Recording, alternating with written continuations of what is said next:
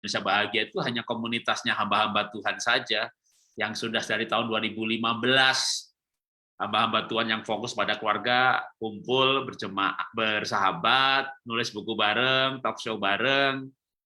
Saya tuh benar-benar baru 2-3 minggu ini gitu mulai kepikir karena juga banyak yang minta ya. Kok nggak bikin WA group untuk jemaat gitu ya? Karena kan juga memang banyak yang menanyakan, tapi ya kan tadinya saya itu nggak ada waktu gitu ya. Ya dagang, ya kerja, ya radio, televisi, nulis buku. Saya nggak, yang WA group yang saya bikin tuh ya hanya urusan pekerjaan, animasi, Happy Holy Kid, lalu sama KIB, udah itu aja. Tapi ya ada berkat di balik kebangkrutan saya. Terus bikin WA group Eko-NC, bikin WA group keluarga, maka ya jadilah kita sekarang ini gitu ya. Jadi Bapak Ibu, kita sekarang ada di acara, salah satu acara dari keluarga Indonesia Bahagia, yaitu talk show. Acara yang rutin setiap Senin ini kita buka untuk umum, dalam arti dipublikasi ya terbatas di WA group keluarga bahagia gitu ya, dengan maksimum peserta hanya 100, tapi bisa di live streaming di Facebook dan sekarang sudah mulai live streaming. Dan rekamannya nanti begitu selesai saya upload cepat. Biasanya sekarang ini saya udah ganti internet kencang sekali, ngupload durasi 2 jam tuh hanya 15 menit, udah langsung di YouTube-nya bisa dilihat. Nah, selain acara yang Senin malam ini, saya sekarang buka Q&A. Saya sebutnya Q&A, bukan konseling, karena untuk 8 orang saja, tapi tadinya 10, tapi kayaknya 8 atau 7 orang, karena satu pertanyaan de facto butuh waktu 15 menitan untuk menjawab dengan tuntas. Jadi Rabu malam, Sabtu pagi, saya akan ditemani oleh salah satu dari hamba Tuhan di KIB. Kita udah berjalan 5 kali, 5 sesi. Tiap sesi menjawab 10 pertanyaan, tapi itu terlalu panjang, 2 jam lebih. Jadi nanti hanya akan saya batasi 6-7 pertanyaan saja, dan itu saya buka, yang mau bertanya harus mendaftar. Ya, daftar di Japri ke saya. Lalu pertanyaannya saya jawab dengan 1 orang konselor. Nah, tapi memang ini seperti yang sudah pernah saya upload, itu pertanyaannya dipublis, tapi tidak akan tahu yang bertanya siapa. Karena yang bertanya pun tidak membacakan pertanyaannya. Waktu saya membaca pertanyaan, identitas sudah saya hilangkan. Bahkan konselor yang ikut menjawab pun dia nggak tahu itu siapa. Jadi yang bertanya itu namanya siapa, di kota mana gitu nggak tahu. Jadi memang tujuannya bukan konseling tapi pembelajaran. Tapi dari Q&A itu kita dorong untuk lanjutan ke konseling kalau memang masalahnya cukup besar. Ya, ini sudah waktunya kita mulai, dan biasanya Pak Roni Daud pujian penyembahan, tapi setahu saya, ini kita cek sekali lagi, tadi masih di airport beberapa menit yang lalu, gitu. Ada loh, tapi ini kayaknya masih di mobil nih. Saya sapa dulu Pak Roni Daud, apakah sudah nyampe, terjadi mujizat segera. Belum sampai Pak. Ini jalan, oke. Iya. Saya putar lagu aja, dah. Silakan. Selalu ada jalan ya, selalu ada jalan. Jadi saya nggak putar trailer, saya putar lagu. Setelah itu nanti biar Pak Erik doa pembukaan ya. Saya putarkan lagu Keluarga ya.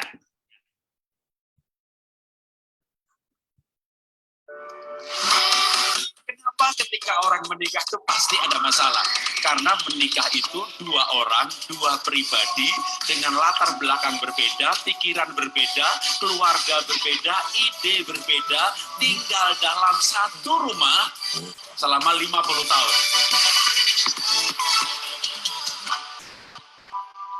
Ya, itulah bukan lagu tapi trailernya dulu, bahwa pernikahan itu 2 orang pribadi yang berbeda tinggal dalam satu rumah selama 50 tahun. Tentu banyak tantangan, ya, termasuk malam ini yang kita bahas mengenai pengudusan dalam pernikahan. Bicara pengudusan atau kekudusan, tentu kebalikannya ya ketidaksetiaan, pencobaan, dan sebagainya. Tapi pasti kita bisa menang kalau kita merasakan kasih Tuhan. Karena itu saya akan putarkan lagu mengenai kasih Tuhan. Nah ini sekarang benar lagu ini ya. Video klip kami ya. Kita berdua narsis dulu dah sebentar.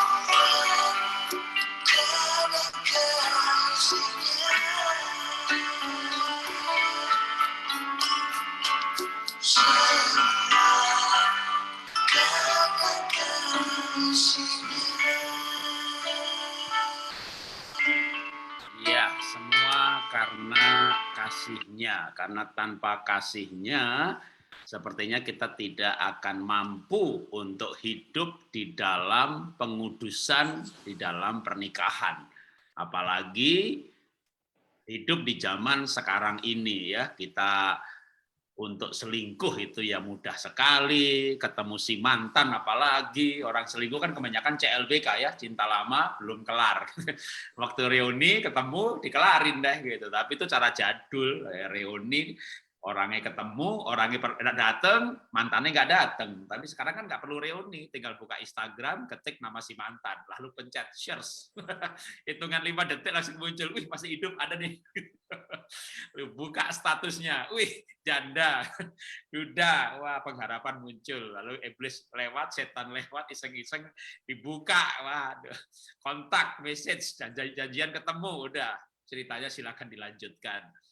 Jadi kalau kita nggak ingat kasih Tuhan, cukup susah ya. Tapi Yusuf bukan zaman milenial sih, zaman Firaun.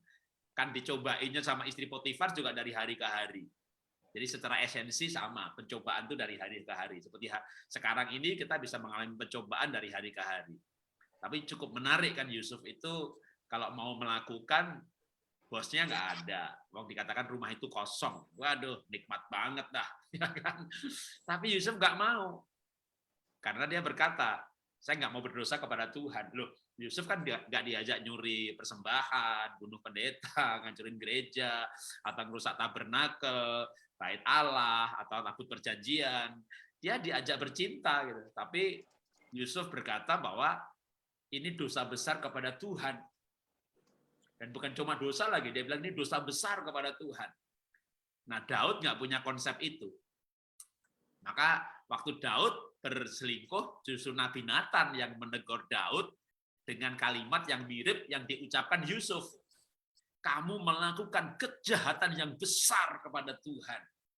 Jadi memang setia itu sangat berharga di hadapan Tuhan. Kebalikannya, tidak setia itu disebut kejahatan besar. Ya jahat, tapi tidak setia itu kejahatan besar. Bahkan kalau Amsal berkata tegas sekali. Tidak setia itu disebut pengkhianat. Lalu di bawahnya ayat itu ditambahkan lagi bahwa pengkhianat itu berujung pada dunia orang mati, atau dengan kata lain masuk ke Seol, masuk ke Hades.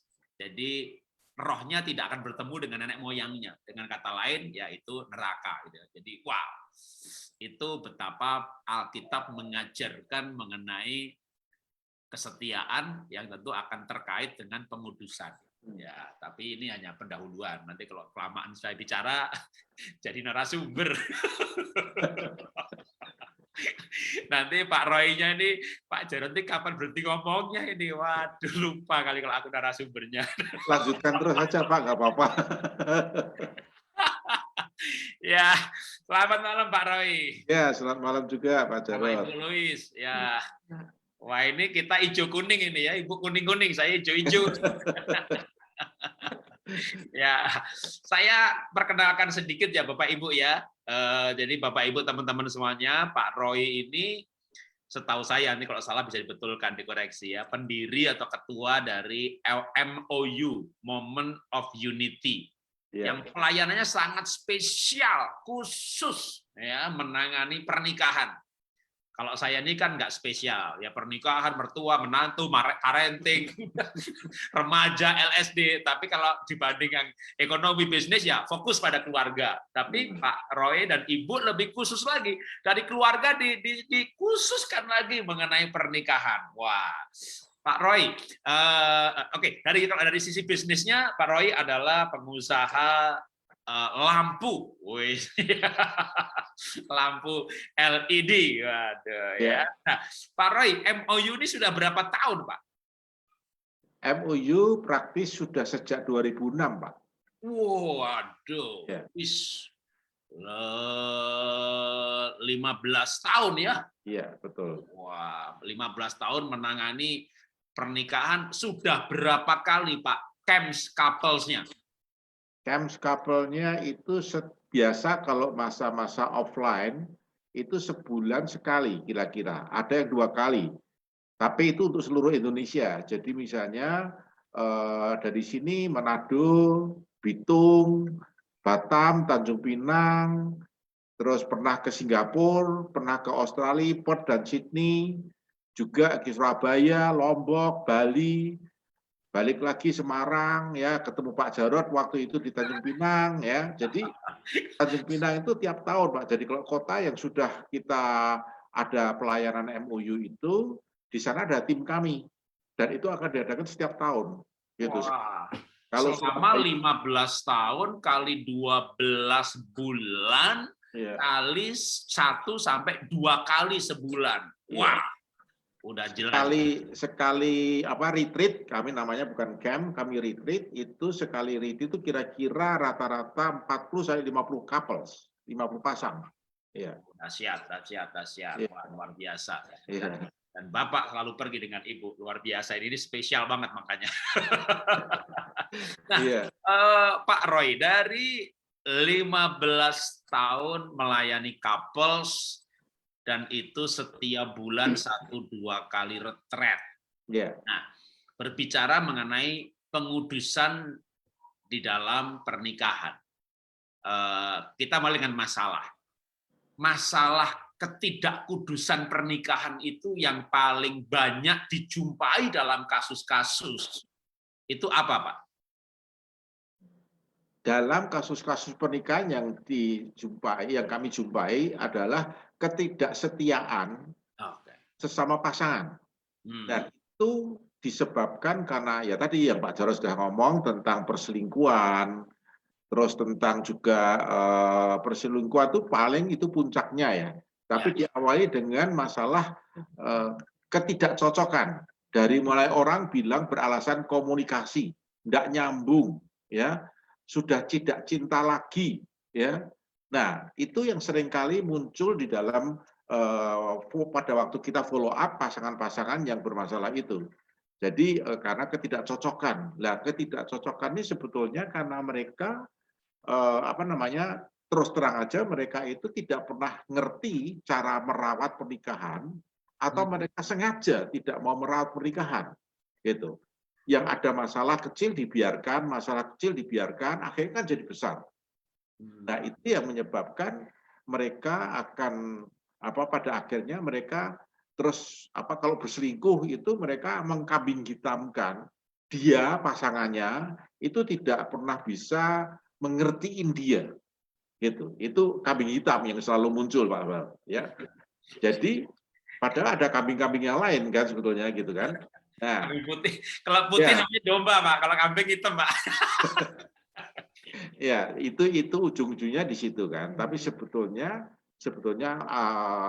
hal yang paling inti itu adalah tidak pernah merawat pernikahan, tidak pernah mengerti, menumbuhkan kasih atau menumbuhkan akan kebersamaan. Ya, tidak seperti Pak Jarod tadi pakai kaos ungu berdua jalan-jalan sama Ibu Esther, ya kan, kemana-mana, ya kan, gandengan gitu, lihat pemandangan. Itu sebetulnya di situ adalah saat di mana kita membangun kebersamaan, membangun kesatuan. Tentunya yang lebih indah lagi kalau itu dilakukan di dalam kasih Kristus. Gitu. Ya, ya. Oke, nah berarti pengudusan ini atau bicara kekudusan ini tidak hanya bicara kekudusan, maka bicara ketidakkudusan. Nah, bicara ketidakkudusan bukan hanya soal selingkuh atau badan, tetapi juga saya lihat dari percakapan Bapak tadi juga masalah hati, ya. Hati yang tidak dipelihara untuk setia, hati yang membiarkan kecewa kepahitan, akhirnya itu pun sudah tidak kudus di dalam hubungan suami istri. Nah, saya mau bertanya ke Ibu ini, ya, karena ini bicara soal perasaan. Ini wanita ini kan ahlinya perasaan, jagonya perasaan, hidupnya pakai perasaan. Ada masalah dideketi dengan perasaan dan solusinya dengan perasaan. Jadi wanita ini kan makhluk perasaan. Nah, kalau dari sisi Ibu, ya, ketidakkudusan seorang istri, kalau orang lain kan ada yang memberikan istilah itu selingkuh hati, gitu. Nah, bicara ketidakkudusan di dalam pernikahan, sering saya langsung pada sebuah masalah atau kasus. Banyak ibu-ibu itu, ya mungkin karena katanya wanita itu otaknya itu memorinya besar sekali. Kalau laki-laki itu nggak ada memorinya, jadi kacamatanya lupa, pulpennya lupa, keluar rumah belok kiri belok kanan lupa sudah menikah. Sabtu malam janji makan sama istri gitu, Sabtu siang di kantor ketemu teman, ada cara nggak malam ini? Nggak ada sih, makan yuk, ayo gitu. Jadi jam 4 sore udah mandi dandan, dia istrinya loh kok jam 4 udah dandan ya, padahal janji makan jam 6, oh dia semangat kali, tahunya berangkat duluan. lupa gitu ya. Kalau wanita kagak ada lupanya, inget dulu, inget. Nah, tapi inget ini ada bahayanya. Begitu suaminya kasar, dia inget si mantan yang lemah lembut. Begitu suaminya ngomongnya keras dikit, inget lagi si mantan nggak pernah bentak. Begitu suaminya digandeng tangan nggak mau, inget dulu pacaran sama si mantan digandeng terus. Jadi ini ketidakkudusan ini termasuk mengingat, bahkan memelihara ingatan itu menjadi sesuatu yang menurut saya memang ini menjadi ketidakkudusan. Tapi kadang-kadang sengaja dipelihara, indah untuk dikenang. Katanya untuk penghiburan pada masa-masa susah. Ini kisah cinta sejati gitu, karena sebenarnya cintanya itu sama yang suami ini nggak sejati gitu ya karena uang lah, karena apa. Nah, Ibu, mengatasi ketidakkudusan hati seperti ini tuh gimana caranya, Bu? Sebenarnya banyak hal yang terjadi di dalam hubungan suami istri, khususnya istri. Kadang hatinya itu mungkin kesal, mungkin tidak terpenuhi kebutuhan-kebutuhannya, sehingga dia cenderung untuk memikirkan hal-hal yang nggak tadi yang Pak Jarod Yang ngomong. dulu-dulu diingat lagi gitu. Betul. Tapi ada picuannya itu ya. Ya, itu wajar sih Pak. Banyak. Bahkan kami di dalam retreat MOU dalam menangani jiwa-jiwa, kasus itu sering sekali terjadi. Gitu. Tapi sebenarnya hal itu bukan hal yang utamanya. Sebenarnya hal yang utamanya adalah ketika mereka masuk di dalam pernikahan itu, setiap mereka itu tidak menumbuhkan kesatuan atau pertumbuhan daripada hubungan mereka untuk menyatu seperti yang Tuhan mau gitu. Tapi ketika mereka tidak mengerti jelas tujuan dari Tuhan menciptakan pernikahan itu akan semakin runyam gitu. Jadi buat mereka ketika menemukan kebutuhan-kebutuhan mereka tidak terpenuhi karena mungkin suami belum bisa memenuhi kebutuhannya, akhirnya hal-hal yang seperti tadi Pak Jarod katakan itu muncul. Jadi dia mengandai-andai lah gitu. Seandainya dengan pasanganku yang dulu, seandainya dengan mantan pacar yang dulu, dengan teman kuliah, teman sekolah dan sebagainya. Seperti itu. Tapi sebetulnya itu tidak pernah menjadi hal yang utama sebetulnya. Hal utamanya sebetulnya bukan itu sih Pak. Gitu. Oke, kalau begitu mungkin juga Pak Roy juga boleh menjawab duluan, nanti Ibu melengkapi. Masalah utama ketidakkudusan hati dulu, karena ketidakkudusan selingkuh seks itu kan akarnya dari hati. Nah, inti utama ketidakkudusan hati. Ya, apa yang menjadi inti utamanya, lalu sekaligus boleh juga sih sekalian solusinya. Oke, silakan Pak. Ketidakkudusan hati itu bermula dari mereka masuk pernikahan tidak mengerti sebetulnya panggilan pernikahan itu apa. Kalau kita urutkan dari sejak manusia diciptakan, awal bumi ini ada manusia, Tuhan itu sudah menciptakan pernikahan sebetulnya, yaitu Adam dan Hawa, ya, itu ada di Taman Eden itu sebetulnya pernikahan awal, itu model, contoh. Dan waktu itu Tuhan sendiri yang memberikan satu instruksi kepada Adam dan Hawa untuk bla bla bla bla. Kita sudah tahu ya sebagai orang-orang Kristen sudah baca Alkitab itu kejadian yang ada itu tentang harus berkuasa, harus beranak cucu segala macam itu sudah hafal lah gitu. Tapi hal yang di dalam kejadian 2 itu ya itu ada dikatakan di dalam ayat 21 sampai 24 itu bahwa Tuhan itu menginginkan bahwa pernikahan itu ya ada sesuatu yang ada di benak Tuhan itu punya tujuan gitu. Lah banyak kita ini walaupun kita sudah jadi orang anak Tuhan, udah Kristen sejak di dalam kandungan, tapi pada waktu masuk pernikahan mereka nggak ngerti tujuan pernikahan itu. Sehingga message-nya Tuhan, tujuannya Tuhan, mereka nggak ngerti. Dikatakan seringkali kalau saya dulu pernah membina bimbingan pranikah itu sekitar 14 tahun. Kalau kami tanya ke anak-anak yang mau nikah, kamu tujuan nikahnya apa? Ya nggak tahu ya, pokoknya kalau supaya tua ada temennya, ya supaya ada nanti kalau sudah tua ada yang melayani, ya terus bisa beranak cucu gitu aja. Jadi tapi tujuan yang utama yang firman Tuhan inginkan, yang sampaikan itu nggak pernah tahu mereka gitu. Yang justru kasarnya itu mereka pranikah itu hanya ngejar surat nikah, anti ini sama pol kelurahan gitu, satpol atau hansip gitu ya, jadi anti digerobyok sama hansip gitu kalau punya surat nikah gitu. Itu tujuan mereka. Tapi sebetulnya kalau kita sebagai orang-orang yang mengerti memahami firman Tuhan, sebetulnya pernikahan itu ada tujuannya, bukan hanya sekedar pernikahan terus isi going gitu aja. Tapi ada tujuannya yang Tuhan katakan tujuan itu mulia. Dan pernikahan itu adalah merupakan satu panggilan. Panggilan yang mulia dan kudus gitu. Dan ini penting sekali buat setiap kita yang mungkin hari ini kita sudah menikah semua atau yang masih lajang, ya, tapi kita perlu tahu yang sudah menikah kita kan punya anak-anak, cucu-cucu, ya, yang masih lajang. Ini adalah satu bekal. Kalau kita masuk pernikahan kita harus tahu apa sih menikah itu, karena di balik pernikahan itu sendiri ada tujuan Tuhan yang mulia. Karena kita masing-masing pribadi, pria dan wanita yang dipersatukan ini, ya, dikatakan di dalam Efesus itu Allah menciptakan pria dan wanita dan menyatukan. Dan di dalam perjanjian baru, Pak Rasul Paulus mendalami dan dia memahami, dikatakan di dalam Efesus 5 ayat 31 dan 32, bahwa rahasia ini besar. Pernikahan itu rahasianya besar. Hubungan Kristus dan jemaat, gitu. Jadi rahasia yang gimana gitu?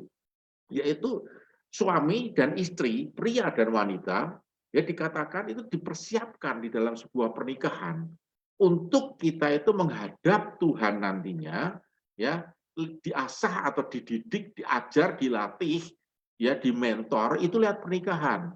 Nah, pernikahan inilah adalah sebuah wadah untuk kita saling, ya, kata saling itu penting, itu kata kunci, saling menguduskan diri, ya.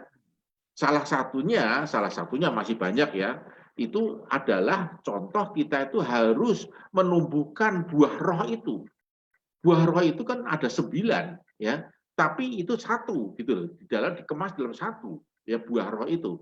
Ada kasih, ada kesabaran, sehingga Rasul Paulus mengatakan di dalam Efesus 4 ayat 1 dikatakan panggilan itu, ya, harus berpadanan, ya, dengan apa yang Tuhan mau. Ya, saya bacakan coba, ya. Sebab itu aku menasihatkan kepada kamu, aku adalah orang yang dipenjarakan karena Tuhan, supaya hidupmu sebagai orang-orang yang telah dipanggil. Pernikahan itu pria dan wanita yang dipanggil dan ada masuk pernikahan, ya kan, dipanggil dan dipilih untuk menikah, ya, dan berpadanan dengan panggilan itu, gitu. Lah berpadanannya itu apa? Ya, itu yang seringkali di dalam pernikahan suami dan istri nggak tahu. Berpadanan dengan apa sih? Ya tadi kaitannya adalah berpadanan dengan bagaimana kita saling tadi, kata kuncinya saling menghormati, saling melayani, saling sabar, ya, saling menolong, gitu. Tapi ini yang seringkali tidak pernah terjadi dalam sebuah pernikahan, sehingga pengudusan dalam pernikahan itu sangat penting lewat buah roh itu. Gitu. Karena itu akan mematangkan atau mendewasakan pernikahan itu. Saya pernah melayani Pak Jarod dan teman-teman sekalian yang sebagai pemirsa malam ini, diundang pernikahan ke-50 tahun, ya, pernikahan emas kalau nggak salah, ya Pak Jarod, ya. Ya. 50 tahun itu pernikahan emas. Waktu itu dari IO-nya menanyakan, Om, bagaimana rasanya hidup 50 tahun dengan tante, gitu. Nggak tahu, tanya aja sendiri. Nah, ini kan sesuatu yang konyol, gitu, ya. 50 tahun nggak tahu, gitu.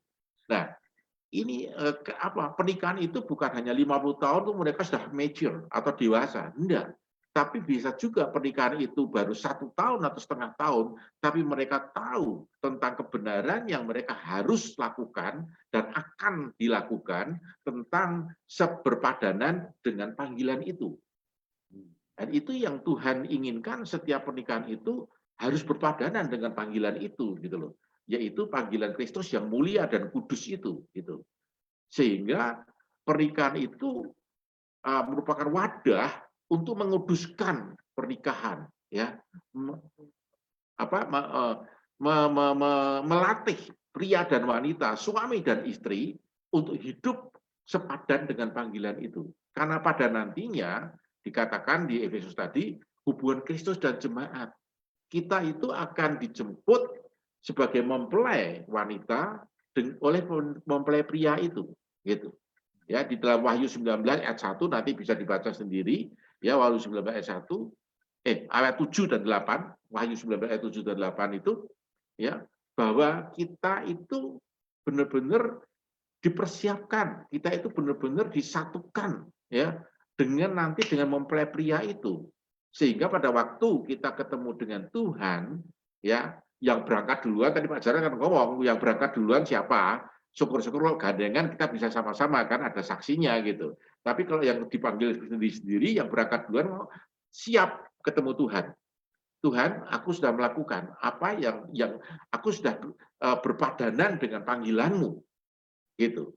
Sehingga kita ini harus belajar, harus melatih diri kita sebagai suami dan istri di dalam pernikahan itu adalah wadah untuk menguduskan kita masing-masing supaya kehidupan kita itu sepadan dengan panggilan Kristus yang kudus dan mulia itu. Mungkin istri saya akan menambahkan. Ya. Ya, silakan Ibu.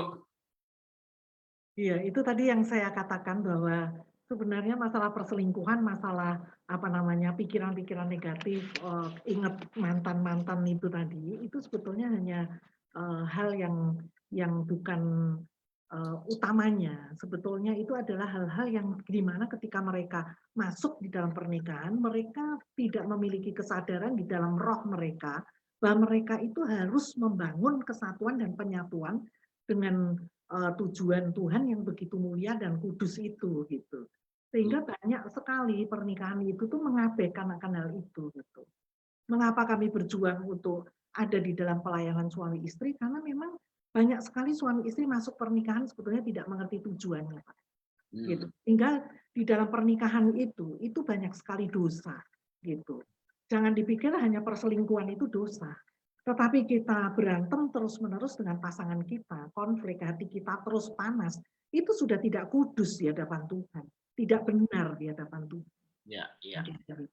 Wow, jadi ini kekudusan yang bukan hanya kita persempit dalam hal perselingkuhan atau ketidaksetiaan ya, tapi pengudusan dalam keseluruhan pernikahan itu sendiri. Ketika ada memori si mantan, udah selingkuh hati. Bahkan ketika bertengkar terus-menerus aja sudah ya pernikahannya itu sendiri sudah tidak kudus atau cacat. Terus lagi ada ayat firman Tuhan juga kan supaya orang itu menguduskan tempat tidur. Ya. Berarti dalam arti bahkan hubungan seks suami istri pun di antara suami istri harus dilakukan dalam cinta kasih, karena kalau keterpaksaan juga sudah tidak kudus walaupun antara suami dan istri. Tapi ya memang kita bertumbuh ke arah kekudusan pernikahan yang Tuhan kehendaki. Memang sebuah proses yang panjang. Nah, konsepnya kita udah nangkep bahwa pernikahan harus punya tujuan dan tujuannya adalah sebenarnya untuk menuju kesempurnaan, keserupaan dengan Kristus lewat wadah yang paling efektif untuk proses itu adalah pernikahan. Karena di dalam pernikahan itu Pak Jarod, praktek dengan 9 buah roh itu ya, itu paling penting, itu paling praktis Pak. Dan paling efektif. Pembentukan karakternya paling efektif. Ya, dengan pasanganmu sabar enggak, menghormati enggak, ya, lemah lembut enggak. Lemah lembut sama bos di kantor gampang ya. Ya. Lemah lembut kan dipecat. Nah, ya kan? Terus saling menolong enggak, mementingkan diri sendiri enggak, ya kan? Tadi Pak Jarod kan ngomong, ya kan, kalau misalnya janjian sama pasangan ternyata udah lupa kan gitu ya. Itu mementingkan diri sendiri lebih daripada pasangan, ya, lebih daripada orang lain. Lah orang lain harus tanda kutip Pak, yang paling dekat itu siapa? Ya pasangan kita kan. Gitu. Jadi kita enggak boleh melihat orang lain tuh, oh ya rekan kerja, rekan bisnis, ya kongsinya segala macam itu orang lain. Tapi yang paling dekat itu adalah pasangan kita kan. Tidak mementingkan diri sendiri. Itu sudah kan atau belum dipraktekkan? Ya kan buah roh itu yang ada 9 itu. Nah, itu paling efektif kita bisa tumbuhkan, kita bisa adakan, kita bisa praktekkan, kita bisa latih itu hanya di dalam pernikahan. Dan itu tidak ada yang bisa menggugat, Pak. Karena pasangan kita jadi saksi kan. Kita bisa khotbah ya sehari 7 kali atau 10 kali, ya kan? Tapi kalau yang paling mencibir itu pasangan kita kan. Alah kamu ngomong aja kasih. Orang aku juga pernah dikasihi, ya, kamu bisa berkorban, ya. untuk yang lain. Tapi aku aja mau diantar minta belanja untuk makan aja, kamu nggak mau, suruh berangkat sendiri. Itu kan contoh-contoh konkret yang buah roh itu yang harus kita matangkan, Pak. Gitu. Kalau buah roh itu matang, buah yang matang itu akan enak dimakan kan, Pak. Pada waktu kita bersama buah itu matang, dilihat orang itu nggak cuma sekedar gandengan. Saya tahu Pak Jarod sama Bu Esther tadi gandengannya dibuat kok, nggak dibuat ya, walaupun itu di shoot gitu. Tapi kan itu lahir dari hati kan, Pak. Memang pengen gandeng dan tidak risih, tidak jijik kalau digandeng kan. Tapi kalau ada pasangan-pasangan, nggak usah digandeng-gandeng gitu ya kan. Itu kan buah yang muncul karena kematangan atau kalau digandeng nggak usah direkam-rekam. Ya. Itu muncul otomatis alami, Pak, karena ada kasih gitu loh. Jadi kasih nggak cuma di bibir, nggak cuma dikhotbahkan, nggak cuma dibuat nasihat-nasihat, tapi benar-benar lahir dari secara natural gitu. Itu aja. Ya. Ngajak digandeng itu udah susah, apalagi ngajak digandeng terus direkam. Iya, Pak. Itu butuh beberapa langkah ke depan. Pertama mau digandeng aja udah haleluya gitu ya. Berikutnya direkam. Ngapain direkam-rekam segala gitu ya. Tapi kalau sudah mau nih. Nah, oke Pak, saya mau bertanya tapi sebelumnya saya mau cerita dulu. Waktu saya kuliah dulu, Pak. Saya kan ketua persekutuan, Pak, di kampus, Pak. Waduh. Lalu di Kota Bogor, bukan cuma di kampus, di luar kampus, saya juga ketua Bogor Presenter, Pak. Wah, kita belajar, Pak, yang namanya bahasa kasih. Waduh, bahkan kita belajar mengenai temperamen dasar. Kasih itu bagaimana? Kita belajar, udah pinter banget, Pak. Udah pinter banget. Kita menikah, gitu ya. Begitu menikah kok rasanya bodoh banget, Pak. Kayaknya ilmu kita ini kurang gitu loh. Wah, jadi bener banget tuh Pak Roy tadi bilang itu, pernikahan itu tempat mempraktekkan ilmu. Pernikahan itu tempat mempraktekkan buah roh.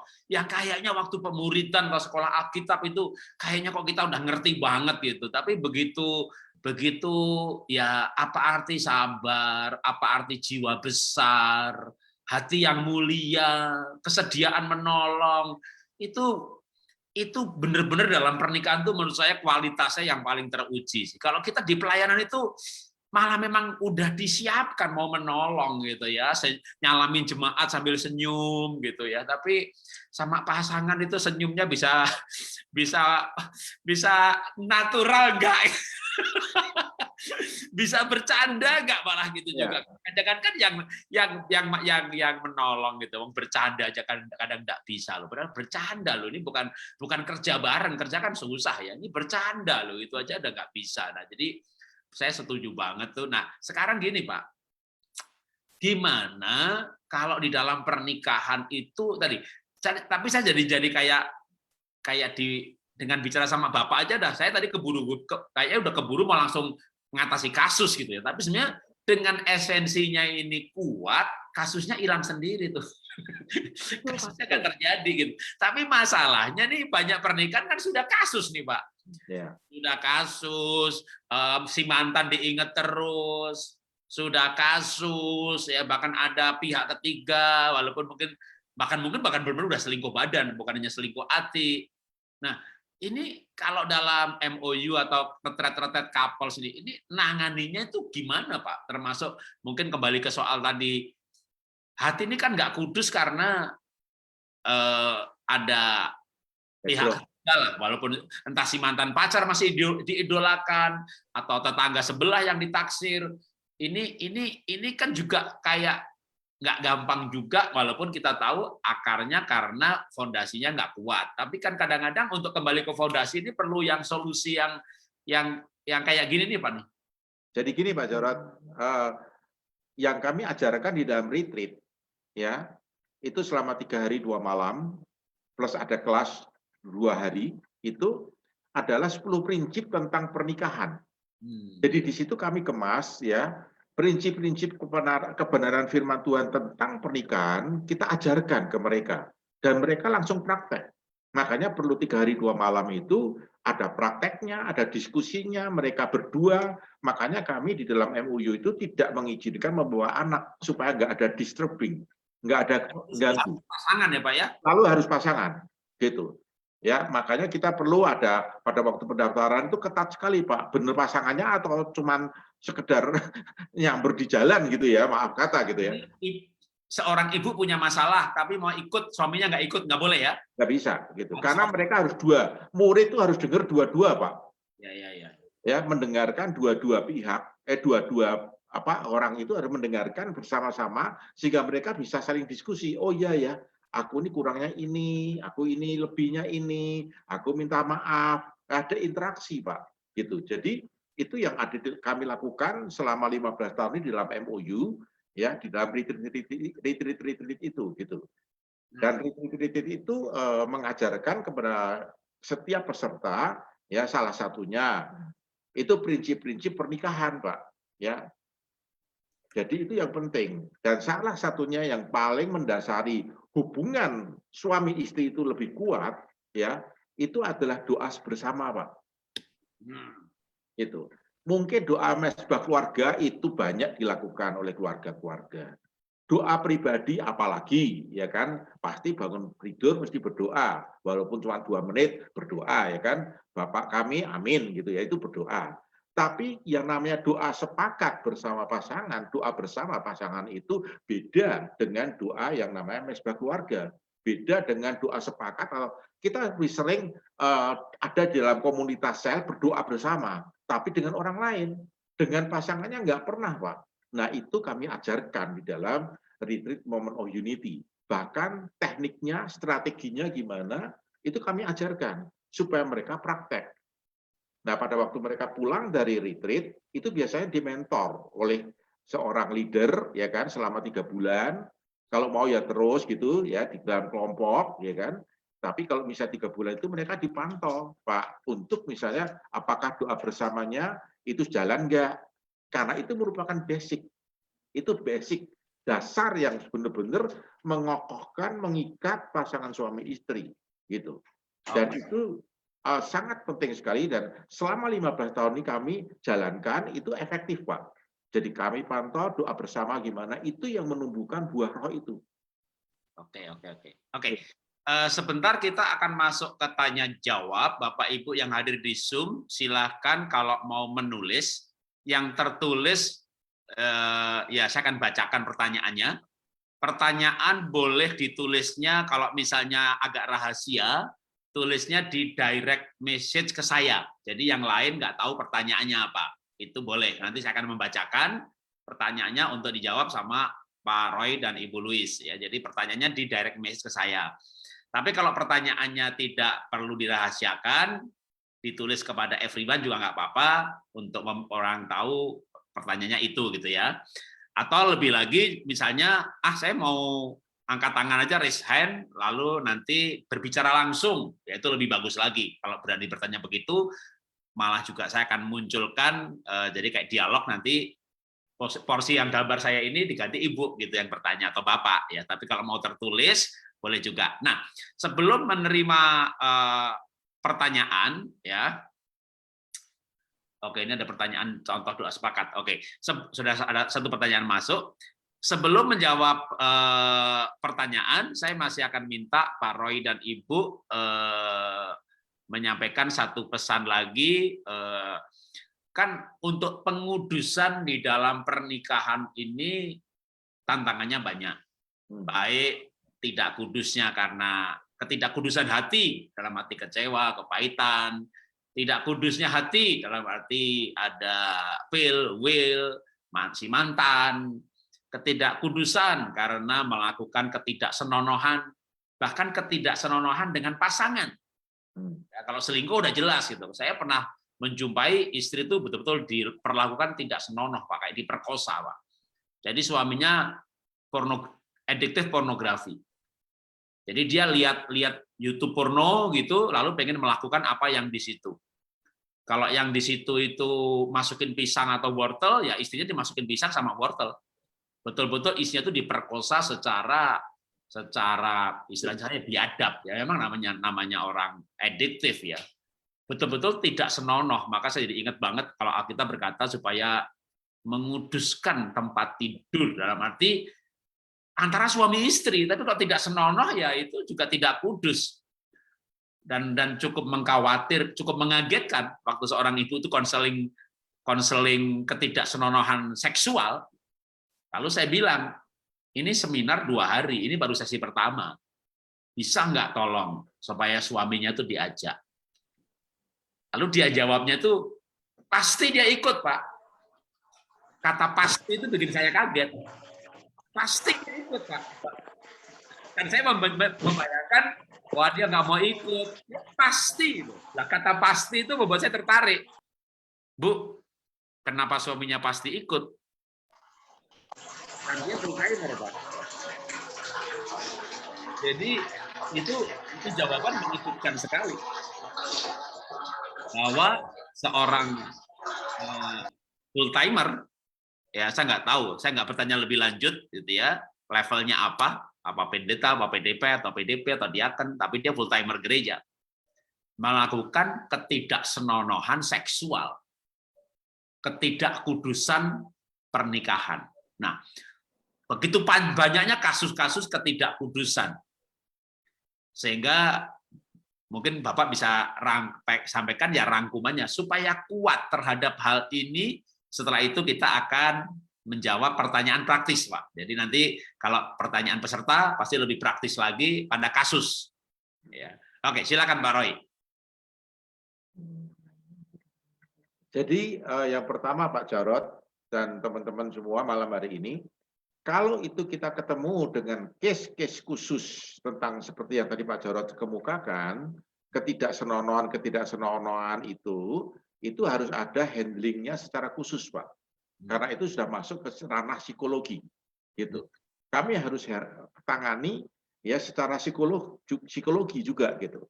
Tapi pada umumnya, Pak, kalau kita menangani pasangan-pasangan yang tentang selingkuh hati, selingkuh pikiran itu, kita cukup dengan kebenaran firman Tuhan untuk dipraktekkan oleh pasangan itu, dan kita paksakan dipraktekkan, gitu ya. Nah, tergantung kembali lagi. Biasanya kalau mereka yang pada umumnya yang kami tangani selama 15 tahun ini, 90% mereka mau melakukan itu, Pak, puji Tuhan, gitu. Jadi praktekkan apa yang kita ajarkan 10 prinsip itu, gitu. Sehingga mereka benar-benar dari waktu ke waktu itu mereka ada progresnya. Sambil berproses, tapi ada progresnya, gitu ya. Nah, itu yang penting, Pak. Karena masalah sembuh karena mereka belajar firman Tuhan ya Pak ya. Yes, betul Pak. Dasarnya mereka bukan hanya kasual, masalah ini solusinya ini. Tapi masalahnya gonta-ganti terus gitu. Ya, firman terus Pak. Jadi kita di retreat itu mengajarkan firman tentang pernikahan ya dengan banyak hal, dan kami biasanya kalau mengajar itu dengan alat-alat visual Pak, gitu. Jadi mereka lebih nancep ya ceritanya gitu kan. Waktu di Tanjung Pinang saya pernah cerita dengan Pak Jarod kan, kita waktu itu Irwan juga ikut kan, Irwan Wijaya ya kan. Nah itu mereka nangkep Pak gitu, sehingga kalau mereka lagi konflik mereka ingat, oh ya kita kan sudah diajar ini ya kan. Terus mereka bisa meredam ya kan. Akhirnya mereka keinget firman Tuhan, dan itu yang kita terus latih gitu, terus gitu. Ya, sekarang kita masuk ke pertanyaan Pak. Sudah mulai ada beberapa, ada yang ditulis di FD1, tapi ada yang 2 yang direct ke saya. Saya bacakan urut mereka menulis aja. Yang pertama cukup praktis. Pak minta dikasih contoh doa-doa yang sepakat. Itu contohnya seperti apa? Oke. Doa sepakat itu sebetulnya mudah gitu. Cuman karena suami istri itu jarang melakukan, jadi buat suami istri itu kalau mau berdoa bersama-sama itu canggung. Gitu. Padahal sebetulnya Tuhan itu menempatkan pasangan kita itu sebagai partner doa kita yang paling luar efektif sebetulnya. Tapi karena itu tidak pernah diketahui dan tidak pernah dilakukan sehingga itu canggung. Jadi sebenarnya doa sepakat itu sesuatu yang mudah. Nah, ini mungkin sedikit juga bocoran juga yang ada di MOU ya. Gitu, kalau mau lebih dalam ya mesti ikut MOU karena susah untuk seperti waktu-waktu seperti ini untuk menjelaskan semuanya. Gitu. Jadi kami ajarkan kalau mereka belum pernah berdoa sepakat, kami ajarkan. Yang penting adalah mereka mau melakukan bersama-sama. Yang didoakan yang sederhana aja, nggak perlu berdoa buat kedatangan Tuhan atau mungkin untuk bangsa dan negara dulu dan sebagainya, tidak. Spesifik Ya, pernikahan kita. tapi berdoa dulu untuk kita, untuk pasangan kita, apa yang dia butuhkan, apa yang dia rindukan. Gitu. Dan doa bersama itu bukan laporan sama Tuhan sebetulnya gitu. Jadi ini adalah benar-benar keluar dari hati. Gitu. Kalau mendoakan pasangannya, ya maksudnya itu keluar dari hati, memang dia kepingin, rindu, menyerahkan kepada Tuhan. Pasangannya mendengarkan, seperti itu. Jadi sebetulnya doa sepakat itu mudah, hanya tidak terbiasa dilakukan. Dan itu sebetulnya powerful sekali, doa sepakat itu. Karena mau tidak mau, kita bisa melihat ada kuasa yang bekerja di antara kita. Gitu. Jadi buat pasangan-pasangan yang benar-benar kami banyak menangani, Pak. Ketika pasangan itu sepertinya kita sendiri juga sudah konseling capek, sudah tidak bisa, kita cuma berkata bahwa ayo kamu latih, kami pantau, kamu sudah berdoa bersama belum hari ini? Kamu sudah lakukan belum hari ini? Itu sampai kita capek. Tapi pada akhirnya kami melihat, Pak, bahwa apa yang tidak bisa kami kerjakan, ternyata kuasa Tuhan bisa kerjakan dan lakukan. Iya. Jadi ada hal-hal ajaib lah yang luar biasa yang Tuhan bisa lakukan. Karena di dalam doa bersama itu, Pak Jarod dan teman-teman malam hari ini, kita mengundang Tuhan. Nah, kalau Tuhan ada di tengah-tengah kita, masuk di dalam pernikahan kita, masuk dalam hubungan kita sebagai suami istri, apa sih yang nggak bisa dibereskan sama Tuhan? Ya. Pasti dibereskan. Ya, jadi boleh berdoa sepakat untuk anak dapat pekerjaan, suami istri sepakat supaya suami yang di PHK dapat pekerjaan baru, suami istri sepakat yang belum punya keturunan, karena kedua orang sehati sepakat, Tuhan menjawab. Ya, Tuhan berdoa sendiri juga Tuhan jawab, tapi kan cukup menarik bahwa Tuhan mengajarkan Tuhan Yesus sendiri kalau ada dua orang berkumpul selalu sepakat. Nah, mestinya yang orang bisa sepakat itu kan orang yang saling mencintai. Jadi menurut saya logikanya cukup sederhana bahwa mestinya orang yang saling mencintai itu paling mudah untuk sepakat. Sebelum masuk pertanyaan berikutnya, saya tambahkan lagi mengenai doa sepakat ini sebagai tambahan teologisnya. Ada orang namanya Simeon. Nah, kalau nggak tahu Simeon, mungkin tahu anaknya namanya Simson. Ya, jadi Simeon itu berdoa. Cukup menarik, Alkitab menulis, lalu Tuhan menjawab doa Simeon dan ia menampakkan diri kepada istri Simeon. Jadi, Manoah, ya. Manoah. Jadi bukan Simeon, Manoah. Manoah itu bapaknya Simson, ya. Manoah berdoa kepada Tuhan, lalu Tuhan menjawab doa Manoah dan ia menampakkan diri kepada istri Manoah. Jadi yang berdoa suami, jawabannya lewat istri. Nah, coba deh kalau suami istri nggak saling berbicara, kan suami nggak tahu kalau jawabannya sudah dijawab, doanya sudah dijawab. Jadi dari kasus Manoah itu kelihatan banget di hadapan Tuhan, suami istri itu satu. Ya. Istrinya berdoa, jawabannya bisa lewat suami. Nah, kalau istri sama suami nggak saling berbicara, yang satu doa terus minta jawabannya udah dikasih tahu.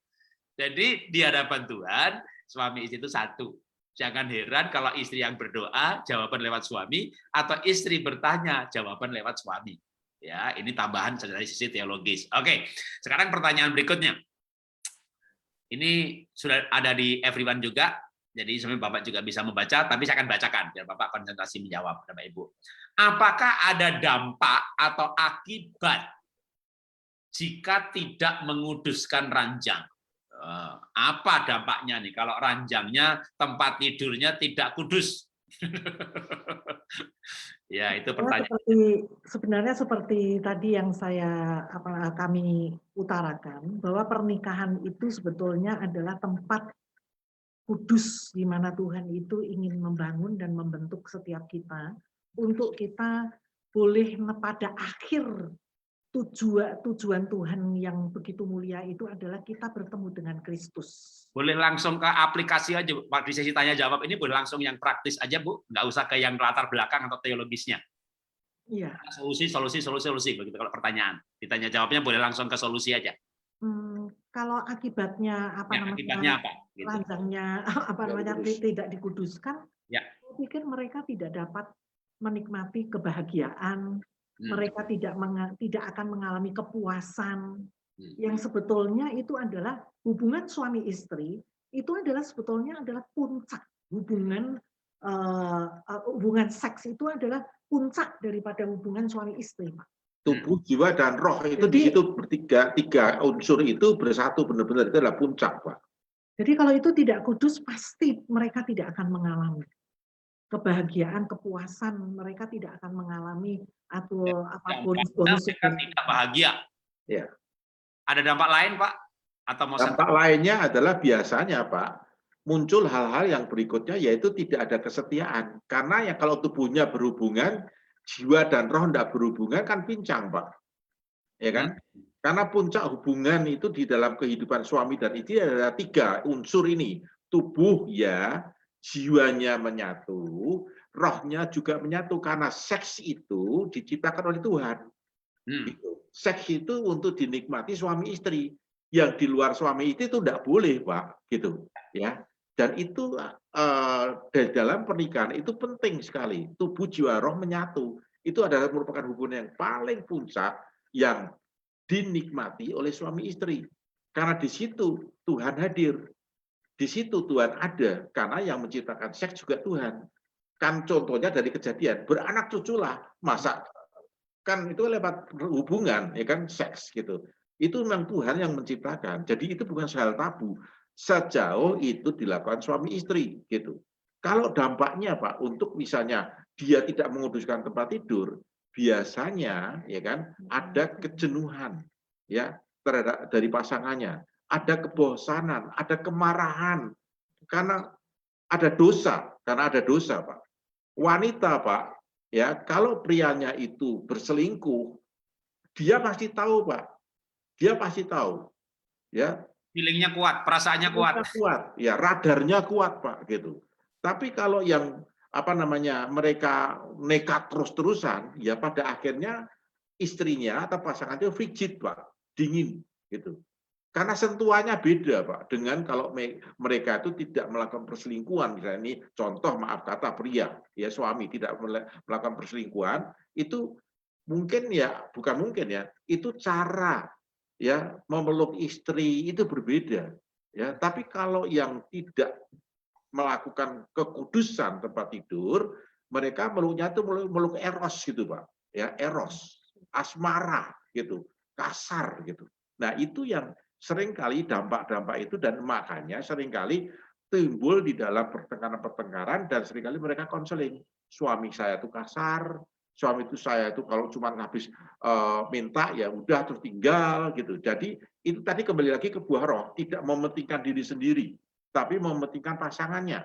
Bagaimana kita melayani, bagaimana kita membagi kasih, memperhatikan. Itu di situ kembali lagi terus, Pak. Gitu. Oke, ini ada 3 pertanyaan yang tidak ditulis ke everyone, jadi ditulisnya direct ke saya. Jadi saya hanya yang bisa, tapi saya akan bacakan. Ada 3. Berarti kita masih ada waktu 20 menit. Ya. Karena 8.50 untuk penutupan, kesimpulan, dan perjamuan. Ya, Pak Roni atau Pak Erik yang siap. Ya, tambah 1 lagi nih pertanyaan muncul lagi. Oke, udah Kak, itu ucapan terima kasih buat Pak Roy yang menjawab. Oke, ada 3 pertanyaan, paling enggak ya. Mudah-mudahan nggak nambah lagi. Kalau masih ada yang mau bertanya, Bapak Ibu bisa gabung Senin depan. Kita rutin kok tiap Senin. Ya, tapi kalau nanti masih ada waktu, ya selain 3 ini saya akan kasih kesempatan 1 lagi ya.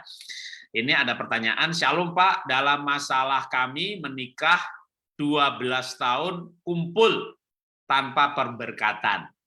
Oh, jadi ini 12 tahun kumpul tanpa pemberkatan. Pengudusan pernikahan kami bagaimana? Apakah boleh kami melakukan doa sepakat? Kami benar-benar mau bertobat, Pak.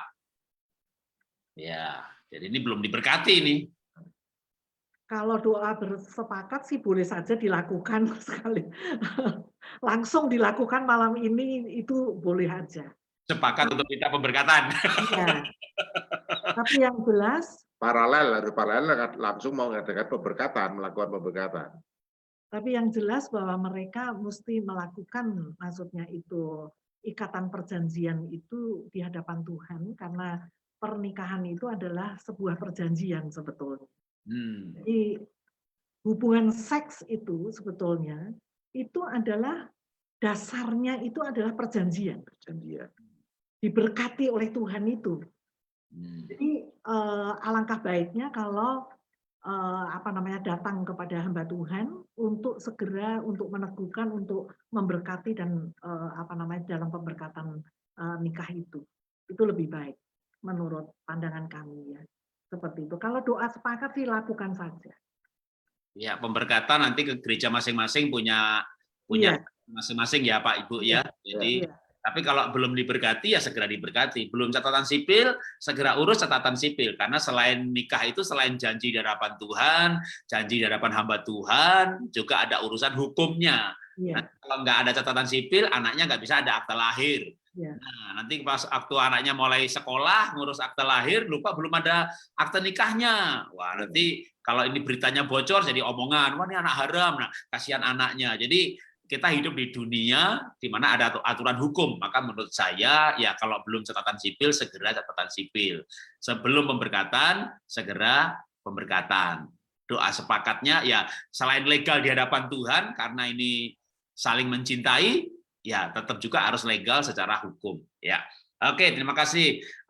Pertanyaan berikutnya, hidup suami istri adalah simbol Kristus dengan jemaat. Di dalam rumah kami sekeluarga ada 2 kakak. Maksudnya, mertua tinggal serumah dengan kami, membawa anak mereka, sehingga sering suami saya lebih sering diskusi segala sesuatu kepada orang tuanya, bukan kepada saya. Bagaimana seharusnya saya bertindak? Wah, ini berarti Tuhan Yesus, ini banyak malaikat yang lain. Ya, karena pendahuluannya pakai hubungan Kristus dan jemaat. Ya, paling nggak intinya ini tinggal bersama mertua nih. Jadi suaminya lebih dekat sama orang tuanya daripada sama istrinya. Diskusi segala sesuatu sama orang tuanya, bukan sama saya. Oke, ya. Ya, gini Pak, maksudnya kasus ini, apalagi kalau sekarang rumah mahal Pak ya, mungkin rumah orang tua itu cukup, itu sah-sah saja. Cuman kita harus balik lagi kepada firman Tuhan.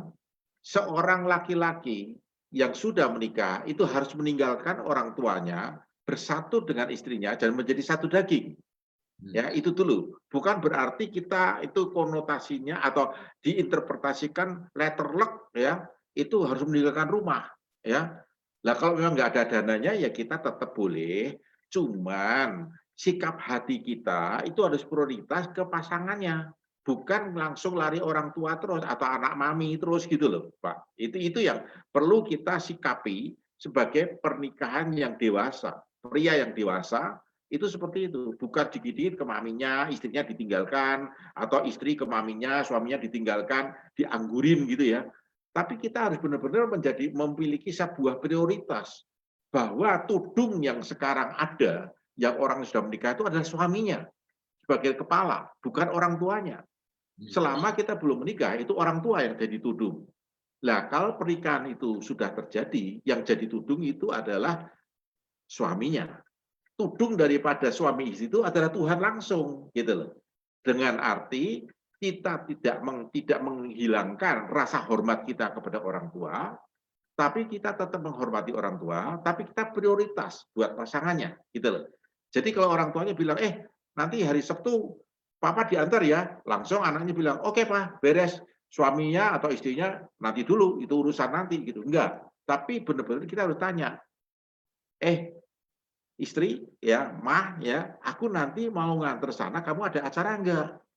Kalau istri bilang, aku sudah ada acara, ya udah, harus konsekuen bilang sama orang tuanya. Sorry ya, aku harus antar istriku begini atau harus antar suami menemani suamiku begini. Nah, itu adalah pernikahan yang dewasa, Pak. bukan childish gitu. Jadi tudungnya itu adalah pernikahan itu adalah Tuhan sendiri, dan Tuhan sudah memberikan satu otoritas kepada di dalam pernikahan itu suami dan istri itu menjadi satu daging, satu kesatuan. Gitu. Iya. Dan perlu baik hati ya Pak ya, dalam arti misalnya kalau dalam kebaikan hati kan bisa diatur ya, mamanya diantar jam 5, ya istrinya kalau gitu aku jam 3 deh, bisa juga gitu ya. Tapi ada yang enggak baik hati Pak, denger nih suami mau ngantar suaminya jam 5 nih, dia sengaja benturin itu, aku juga mau jam 5. Dia pengen tahu nih, suami saya sayang aku atau sayang dia gitu. Padahal dia juga nggak harus jam 5 tuh, namanya salon kan juga bisa lebih awal, lebih, kecuali kalau emang mendekati acara. Jadi ya menurut saya dua-duanya perlu belajar ya, perlu. Tapi gini Pak Jarod, yang satu perlu prioritas pasangan gitu. Kami di MOU seringkali dibenturkan seperti kasus-kasus seperti itu, kesaksian mereka, ya kasus mereka. Kami ajarkan kepada mereka, ya kan, kalian harus berani tegas kepada orang tua, tidak dengan kurang ajar, tidak dengan melawan, dengan tegas dan rasa hormat, kasih tahu, oh ternyata aku sudah ada janji dengan pasanganku. Paling terjadi orang tua sekali, 2 kali, 3 kali marah, habis itu enggak. Habis itu mereka biasanya tanya. Justru kalau kita menghargai pernikahan kita, orang di luar sana akan menghargai.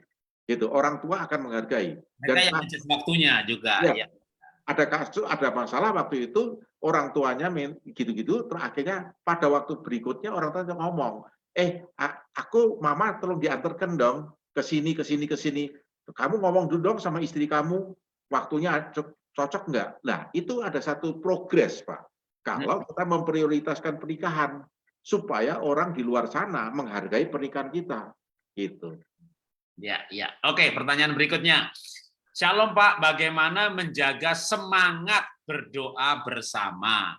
Karena bila salah satu kami sudah lelah, ngantuk, kami suka bilang doa sendiri dulu ya. Saya tidur duluan. Ini ya kasus praktis banget nih, tapi ya perlu dijawab juga. Kadang hal praktis begini dijumpai sehari-hari. Ya, jadi sehari kan 24 jam, Pak. Ya. Kalau mau fresh juga bisa pagi hari, atau freshnya malam hari, longgarnya, silakan pilih. Doa sepakat itu enggak perlu sampai berjam-jam, enggak ada batasannya, ya. Mau 5 menit. Tidak harus sebelum tidur ya Pak ya? Tidak harus sebelum tidur. Jam 8 dulu, lalu istrinya tidur, lalu suaminya terusin kerjaannya gitu. Ya, 5 menit pun oke, asal apa yang didoakan itu benar-benar bisa bersama gitu loh Pak. Bukan komplain tentang pasangannya, Tuhan malam hari ini aku berdoa karena pasanganku tuh hari ini cerewet sekali. Itu bukan itu Pak, itu bukan doa bersama gitu ya. Justru itu bikin timbul perang Pak, doa perang itu namanya ya. Tapi yang doa bersama itu adalah mendoakan istrinya. Kalau sudah capek ya, Tuhan berkati istriku malam ini istirahat. Ya, terus istri mendoakan suaminya, berkati dia bekerja untuk diberi semangat, bla bla bla bla bla. Udah cukup, amin. Disepakati bersama, diaminkan, gitu loh. Nah itu contoh singkat, 2 menit, 3 menit, 5 menit, it's okay, gitu. Jadi nggak masalah ya Pak ya kalau suaminya bilang kamu doa sendirian, saya mau tidur. Tunggu, kalau gitu saya tidur dulu, kita doa bareng dulu baru kamu tidur. Ya gini Pak, caranya yang paling ampuh ya. Pada waktu kita nggak ada konflik, ya kita ambil sepakat. Oke, kita mau berdoa jam berapa, gitu loh. Kapan kita mau berdoa? Yang satu ada yang kebiasaan tidur jam 8 malam udah tidur, yang satu jam 11 malam. Ya yang salah satu belum tidur ini, jadi tidurnya doanya diambil yang sebelum tidur ini salah satu kan. Sepakat waktu Pak. Gitu. Itu paling efektif Pak. Gitu. Kan banyak laki-laki yang jam 9 itu malah kayak baru bangun gitu Pak. Itu pewahyuan mengalir. Tanda-tanda kehidupan baru dimulai. Sementara istrinya ngepel, nyuci, masak segala macam ya jam 8 udah ngantuk dia gitu kan. Ya gampang, itu bisa diselesaikan Pak ya dengan mudah. Oke. Dan itu juga bisa dilakukan Pak Jarod, tidak secara fisik ketemu langsung. Seringkali waktu saya di luar negeri atau apa, kita janjian doa sepakatnya by phone Pak. Atau FaceTime sekarang karena ada FaceTime, gitu. Nah itu kita lakukan, gitu. Dan itu tetap menjaga kualitas hubungan kita di hadapan Tuhan lewat doa sepakat. Karena dengan doa sepakat itu kami akan merasakan ada feeling yang nambah Pak tentang pasangannya itu, gitu. Menyatu, gitu Pak. Mantap. Oke, 2 lagi pertanyaan. Wih, tambah 1 lagi. Ya, kita batasinya dengan waktu. Jadi kalau nggak terjawab, ya mohon maaf. Nanti kita sambung minggu depan, ya. Atau boleh kalau nggak sabar nunggu minggu depan, daftar Q&A. Tapi ada slotnya juga 2 minggu lagi karena Q&A hanya dibatasi untuk 6-7 orang, ya. Rabu malam sambil mengumumkan Rabu malam dan Sabtu pagi. Jadi Rabu malam jam 7, Sabtu pagi jam 7 pagi. Saya dan 1 orang konselor dengan teman hamba Tuhan menyediakan waktu 2 jam. Jadi nggak ada presentasi, nggak ada talk show. Menit pertama langsung jawab pertanyaan. Dan 2 jam itu kita hanya menjawab 7 pertanyaan, 8 pertanyaan. Gitu ya. Dan yang sudah bertanya yang dikasih link Zoom-nya. Jadi yang ikut Zoom ya hanya 8 orang itu. Dan yang bertanya waktu direkam yang muncul cuma berdua, atasnya nggak akan kelihatan. Jadi cukup terjaga privasinya karena pertanyaannya di WA 1 hari sebelum acara. Jadi waktu acara tinggal kayak dengan Bapak gini, kita berdua, saya membaca pertanyaan, Bapak menjawab, yang hadir tidak terekam. Ya, itu namanya acaranya Q&A. Jadi Bapak Ibu nanti bisa kalau misalnya belum tahu acara ini, berarti bukan anggota WA grup Keluarga Bahagia, tapi yang anggota grup Keluarga Bahagia 1 sampai 11 udah tahu acara ini. Jadi nanti bisa kirim nomor WA-nya atau di chat ditulis, saya mau gabung dong Pak, gitu ya. Ini grup non denominasi. Jadi tidak dalam rangka persiapan buka gereja. Para pendeta bisa menitipkan jemaatnya aman dengan saya, ya. Sudah konsisten dari tahun 98 dan buka gereja, ya. Oke, ini ada pertanyaan.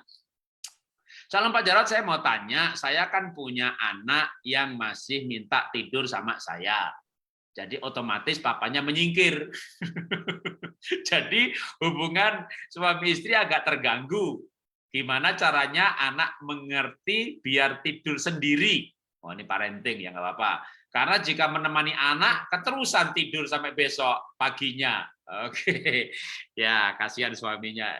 Ibunya tidur sama anaknya terus, dan biasanya ibunya membela, Pak kasihan Pak, anak saya masih kecil. Bu, kasihan Bapak sudah besar. Tapi silakan Pak Roy dan Ibu soal Keluar aja kali ya. Ya soal anak ini, ya anak. Ya, ini. jadi gini, kita harus lihat, kita harus harus bijak juga untuk memberitahukan kepada anak, ya kan, sesuai dengan usia. Oleh sebab itu seringkali ini biasa kebanyakan orang Indonesia, orang Asia lah ya, kalau tidur sama anak itu terus-terusan sampai gede anaknya, gitu. Bapaknya atau emaknya disingkirin gitu. Ya, yang paling benar adalah yang prioritas itu adalah pasangannya. Nah, untuk memberitahukan kepada anak ini perlu satu timing yang pas supaya anak itu bisa ngeh gitu ya, bisa ngerti, bisa nerima gitu. Nah, untuk mengenai masalah perlu diketahui, waktu itu juga kita waktu awal KIB ya Pak Jarod, Ya. Kenapa anak di logo KIB itu kanan kiri di bapak ibunya, bukan di tengah? Karena anak itu adalah extension keluarga, bukan memisahkan keluarga gitu. Jadi ini adalah satu suami istri itu harus benar-benar menyatu gitu. Anak itu adalah extension. Makanya kalau orang tua tidak boleh memprioritaskan seperti tadi Pak Jarod pertanyaannya mengatakan kasihan anaknya Pak, atau bapaknya bilang kasihan anaknya Bu, gitu biar tidur sama aku. Enggak, karena dua pribadi ini harus menyatu dan anak itu adalah extension, bukan kejam ya. Tapi kalau kita memberikan satu pengertian, pemahaman kepada anak, saya pastikan bahwa anak bisa tahu, bisa terima gitu. Iya, oke. Ini ada pertanyaan yang soal perceraian, kita tidak jawab, karena nanti kepada yang bertanya ini, saya akan berikan buku mengenai perceraian. Lalu, ada pertanyaan lagi dari orang yang sama soal perceraian, lanjutannya, pertanyaan ini pun akan terjawab. Jadi ada lebih dari puluhan pertanyaan seputar perceraian. Mau kawin lagi, pernikahan kedua, pasangannya kabur, selingkuh sudah hamil, bercerai pergi, lalu mau balik lagi. Itu hampir semua jenis pertanyaan karena buku itu saya susun lebih dari 10 tahun.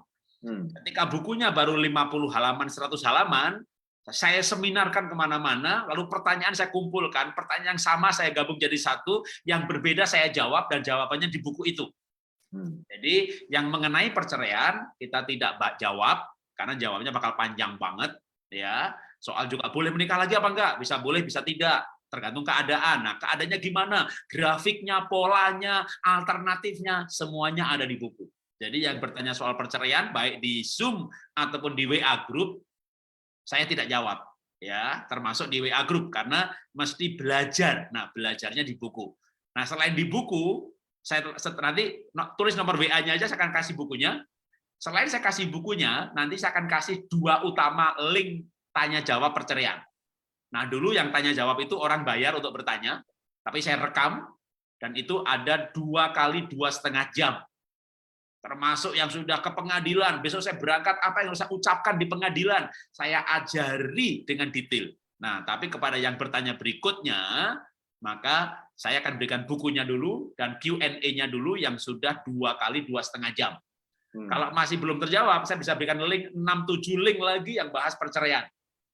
Biasanya begitu tak kasih link itu aja, kalau mau daftar Rabu atau Sabtu gitu ya, untuk bertanya lanjutan, udah kejawab Pak gitu ya. Saya belum pernah ketemu yang tidak kejawab gitu ya. Jadi aneka macam masalah perceraian sudah terwakili ya, kecuali dia nggak dengerin videonya atau nggak baca bukunya gitu ya. Jadi yang perceraian saya tidak jawab, karena kalau jawab perselingkuhan, menjawab bertengkar itu masih bisa langsung to the point solusi.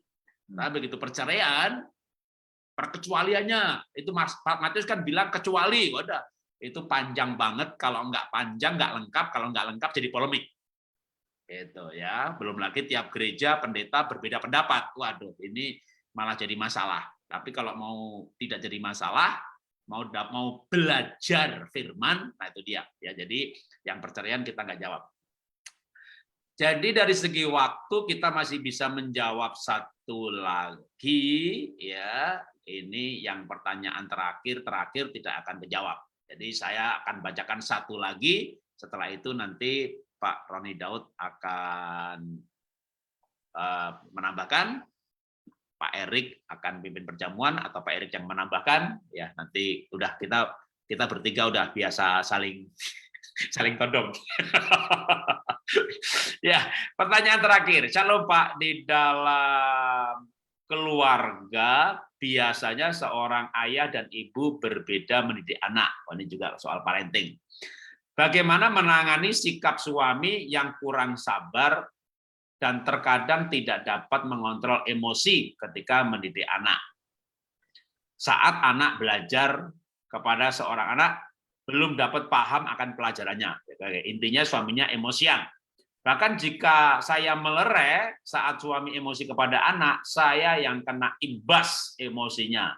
Sampai saat ini saya tetap berdoa agar suami saya menjadi seorang suami ayah yang sabar. Oke, ini pertanyaan terakhir untuk hari ini. Ada 2 lagi, tapi kita tidak ada waktu untuk menjawabnya. Karena kalau hari Senin malam ini, kita betul-betul tidak ada ekstensi waktu. Ya, jam 7 mulai, jam 9 selesai. Gitu. Jadi silakan Pak, bisa dijawab.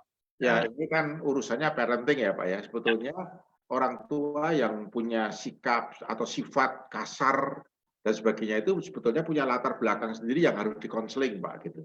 Kalau itu nggak disadarkan terlebih dahulu, entah itu papa atau mamanya ya, itu akan berimbas terus gitu. Ya kan, karena itu yang namanya karakter, itu nggak bisa lewat doa puasa Pak. Itu harus diajar dan harus mereka itu harus diberikan pengertian dan mereka harus mengerti sendiri, oh iya ya kalau ini tuh salah. Karena itu bisa berimbas, kenapa? Kepada anak-anaknya, dia kasar dengan anak, mungkin di orang tuanya ini punya perlakuan yang sama terhadap dari orang tua mereka gitu. Jadi ini yang perlu di break dulu ya, diputus mata rantainya dulu untuk diberikan pengertian-pengertian tentang bagaimana mendidik anak, bagaimana mengajar anak dan sebagainya itu. Tapi itu di ranah parenting Pak, itu cukup bukan tidak bisa selesai dalam satu sesi, tapi perlu bersesi-sesi ya, sambil dilihat latar belakang kejiwaan daripada orang tua tersebut gitu. Ya, Tapi malam hari ini saya pikir kalau itu ibu sudah mendoakan suaminya, itu sudah betul, ya. Nah, syukur-syukur kalau diajak doa bersepakat, ya, nanti di situ kita bisa melihat bahwa ada progres yang Tuhan kerjakan pada waktu kita sepakat dengan pasangan untuk cara mendidik anak. Itu ada kasih, ada apa itu. Dan selanjutnya Pak Jarod numpang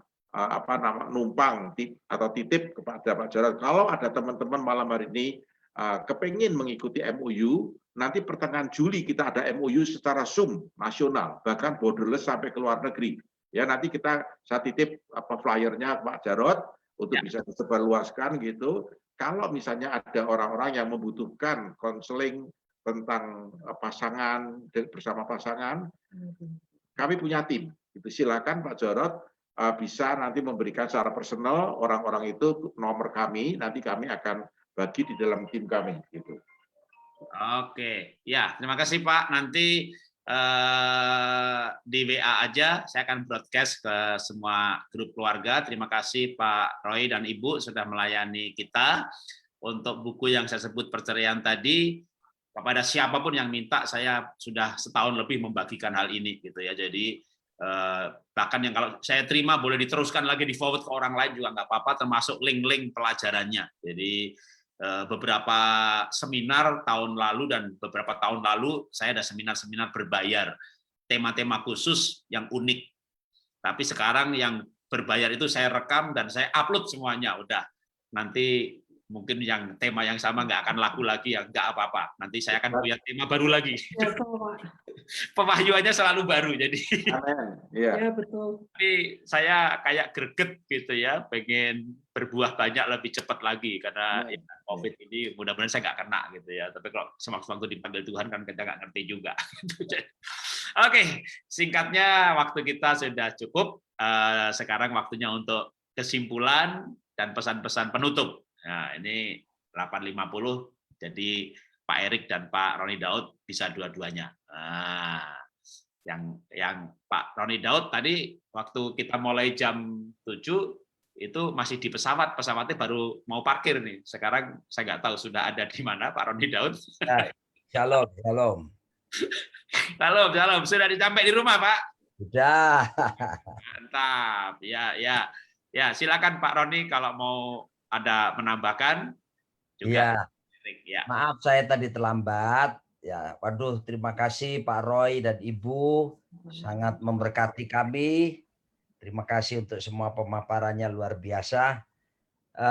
Jadi untuk penyucian, pengudusan dalam keluarga, saya percaya teladan yang sempurna adalah Tuhan Yesus sendiri. Sekalipun Yesus tidak menikah, tetapi dalam Yohanes pasal 17 ayat 19, di situ dikatakan bahwa Yesus berkata, aku menguduskan diriku bagi mereka. Siapakah mereka? Mereka itu murid-muridnya. Supaya mereka dikuduskan dalam kebenaran. Nah, saya percaya Yesus 100% Tuhan, tapi 100% manusia. Dalam 100% manusianya, dia mengambil keputusan untuk menguduskan dirinya. Nah, saya berpesan kepada para suami sebagai kepala rumah tangga, karena kita ini kepala, maka buatlah sebuah keputusan. Ya, hidup ini diwarnai dengan pilihan ya. We have to make a commitment and let the commitment make us. Kita buat keputusan atau komitmen itu akan membentuk kita. Ketika seorang suami seperti Tuhan Yesus memutuskan untuk menguduskan dirinya, maka membawa dampak yang luar biasa bagi istri dan anak-anaknya. Karena istri dan anak-anaknya pun akan dikuduskan di dalam kebenaran. Dan pengudusan sendiri tidak akan pernah datang dengan cara manusia. Alkitab menjelaskan kita butuh pertama tentu darah Yesus Kristus yang menyucikan. Tapi Tuhan menyediakan dalam Yohanes pasal 1 ayat ke-14 bahwa Kristus itu adalah pemberian Bapa penuh dengan kasih karunia dan kebenaran. Jadi mesti ada balance.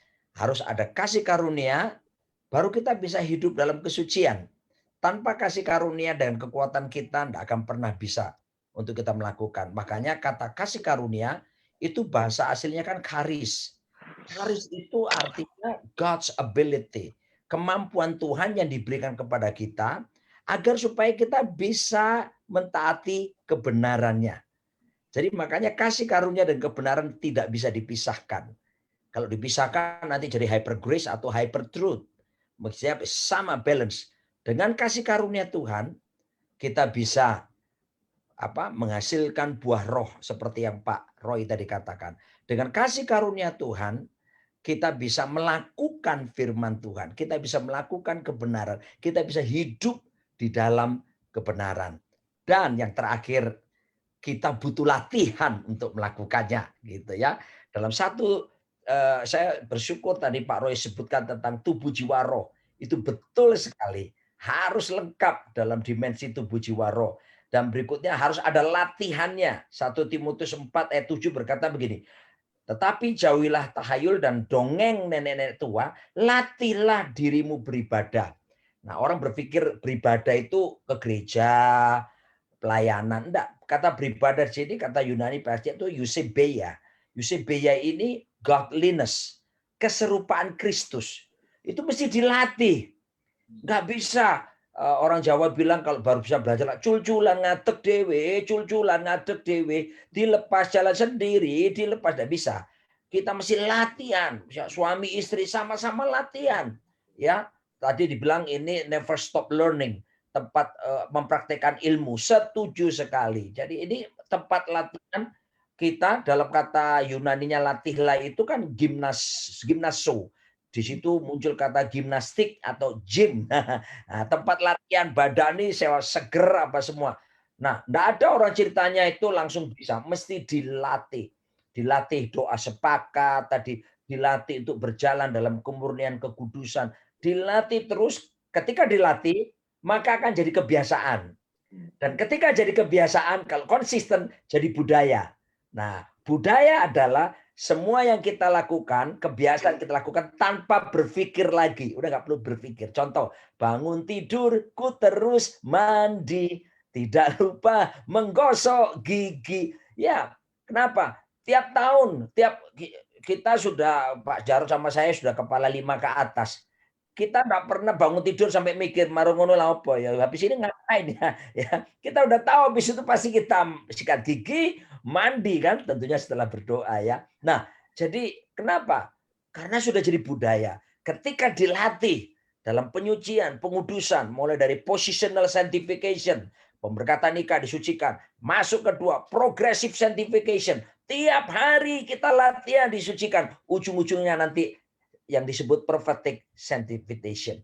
Penyucian sempurna, kita ketemu Tuhan Yesus dalam kemuliaan. Waduh, akibatnya rumah tangga kita heaven on earth.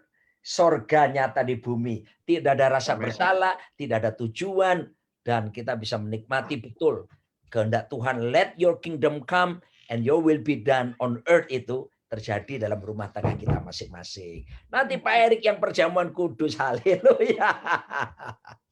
Ya, silakan. Ya, silakan Pak Erik untuk penutup sekaligus perjamuan. Baik, puji Tuhan. Terima kasih Pak Roy dan Ibu Louis. Terima kasih Pak Jarod, Pak Roni. Terima kasih buat pemaparan malam hari ini. Kita semua diberkati. Mari saudara, kita persiapkan diri kita untuk menerima tubuh dan darah Kristus. Saya percaya kita sudah mempersiapkan roti dan anggur. Mari bersama-sama kita mengangkat roti di tangan kanan kita tinggi-tinggi. Dan sambil mengangkat roti ini, mari kita mengingat pengorbanan Kristus bagi kita. Kristus sudah menebus kita dengan menumpahkan darahnya, menyerahkan nyawanya, supaya kita hidup bagi Tuhan, sehingga kita menjadi serupa dengan Kristus. Dan kita harus ingat bahwa nantinya kita akan menjadi mempelai Kristus. Karena itu saudara, selama kita masih diberi waktu, mari kita mempersiapkan diri menjadi mempelai Kristus dengan kita membangun pengudusan dalam hubungan pernikahan kita.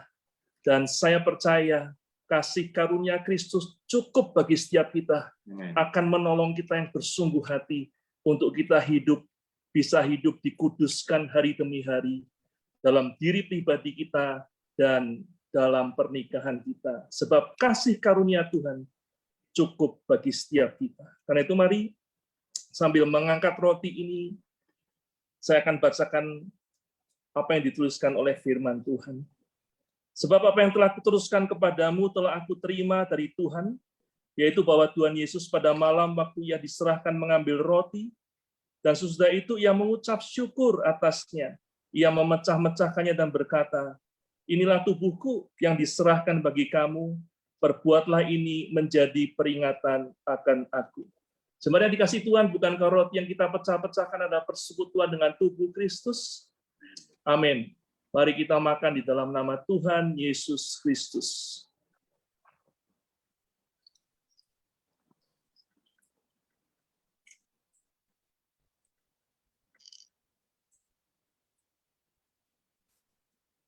Haleluya.